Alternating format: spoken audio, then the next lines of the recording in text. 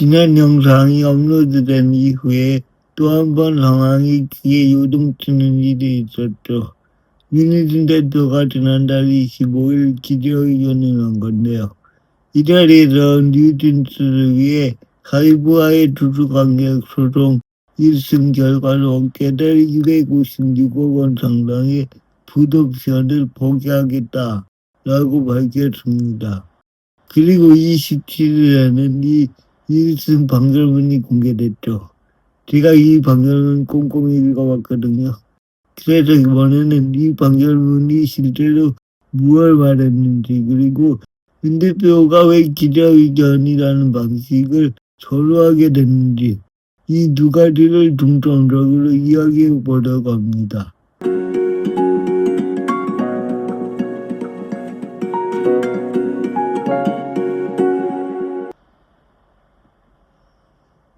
안녕하세요. 정상적인 또라이 임지용 신종입니다. 먼저 이 기사부터 함께 보실까요? 질문도 같지 않을 거면서 왜 굳이 기자회견을 했을까? 일부 기자분들 사이에서는 이러한 형식에 대한 불만도 상당했던 것 같아요. 저는 이 지적이 일견 타당하다고 봅니다. 입장문이나 영상 메시지 이런 걸로 가름할 수도 있었겠죠. 그런데 윤 대표는 직접 얼굴을 드러냈거든요. 질문은 받지 않았고요. 저는 이 선택이 꽤 계산된 방식이었다라고 보는데요.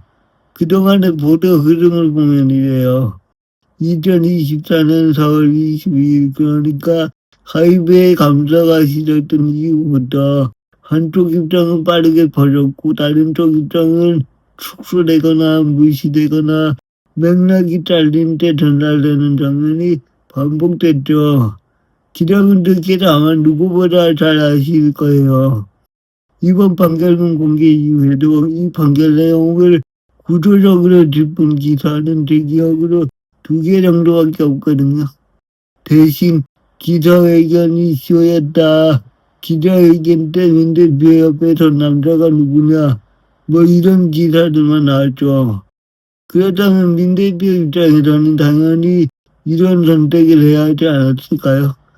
본질보다 주변 요소가 더 부각되는 보도 흐름이 반복됐다는 점에서 대중 앞에 직접 나온 거고, 질문을 안 받은 건 문답을 통해서 누군가가 원하는 프레임이 만들어지는 상황을 허용하지 않겠다. 이런 선택일 가능성이 높다라고 저는 평가합니다. 만약 기자분들에 대한 신뢰가 충분했다면 과연 이런 방식을 택했을까 의문이 드네요.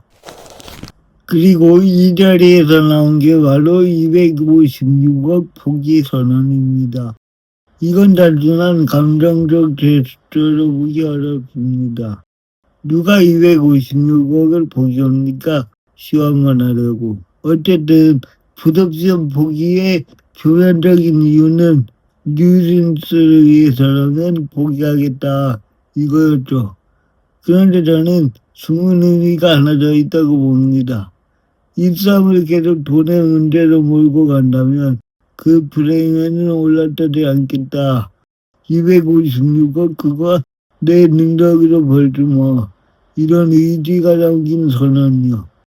256을 내어놓겠다고 한 사람을 돈에 집착하는 인물로 규정하기는 쉽지 않으니까요. 그리고 이 선택이 완전히 돌발적인 선택이었냐? 그것도 아닙니다. 이전에도 민 대표는 화해하자는 제안을 몇 차례 했었으니까요. 이제 판결문 이야기로 넘어가 보죠. 판결문에서 분명히 인정한 점이 있죠.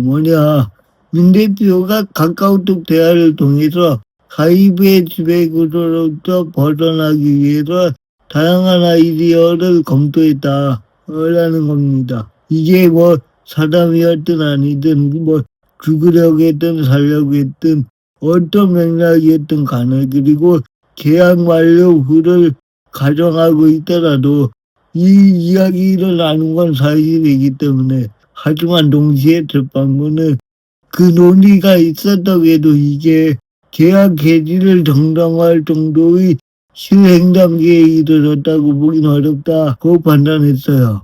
아이디어가 있었다는 것과 그 생각 자체가 중대한 계약 위반이라는 건 전혀 다른 차원의 판단이라는 점입니다. 법원은 그러니까 논의의 존재는 인정했지만 계약 해지 사유가 될 정도의 실행은 인정하지 않았다는 의미죠.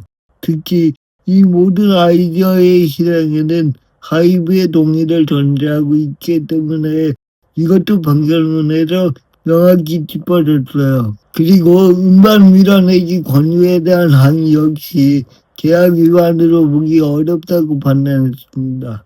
카피 문제 제기도 어두워 대표가 해야 할 일이었다고 설세했고요. 여기까지가 1승 판결의 핵심이었다고 해도 과언이 아닙니다. 이제 이번 분쟁 단계마다 각 주체들이 내렸던 선택들을 나름대로 짧게 평가해보려고 합니다. 먼저 하이브는 민 대표의 이런 계획이 실행이 확인된 뒤가 아니고 구상 단계에서 강하게 움직였죠. 위험을 선제 차단하겠다라는 판단이었을 것 같은데 다만 이게 성급한 대처로 인해서 주가 하락, 회사 및 소속가수 이미지 타격 그리고 K-팝에 대한 대내적 신뢰도 하락까지 결과적으로 이런 부작용을 야기했습니다. 반면 민 대표는 판결 이후에 256억 원을 내놓는 선택을 했거든요. 두 선택 모두 각자의 계란이 있었을 겁니다만 1심 국면까지만 놓고 보면 민 대표의 선택이 훨씬 더 합리적이었다라고 봅니다. 저는. 그리고 이건 선악의 문제가 아니고 전략과 수위의 문제였고요. 민 대표가 하는 게 엉플이라고 비판하는 분들이 계시는데 아무리 진심이라고 해도 엉플이라고 볼 수 있다고 봐요. 저는 진심을 곁들인. 적어도 단편적 메시지를 흩뿌리는 방식보다는 계산된 커뮤니케이션에 가깝다고 볼 수 있습니다. 이런 분석을 하면 누구 편이냐 하는 말이 나오겠죠. 저는 누구를 선이라고 이야기한 적이 없어요. 누구를 악으로 단정한 적도 없고요. 민 대표가 절대 선은 아니겠죠. 다만 일련의 상황들과 때에 맞춘 선택들을 고려할 때 이번 국면에서의 선택만 놓고 보면 민 대표 쪽의 판단이 더 설득력 있게 보인다. 이런 뜻입니다. 질문을 받지 않은 기자회견 그리고 256억 포기 이 두 선택은 분명히 강한 메시지였습니다. 이제 공은 다시 하이브로 넘어갔습니다. 항소를 통해 발을 더 길까 아니면 출구를 모색할까. 다음 선택이 이 국면의 향방을 결정하게 될 것 같습니다. 이번에도 감정보다 이성이 우선하는 쪽이 이기겠죠.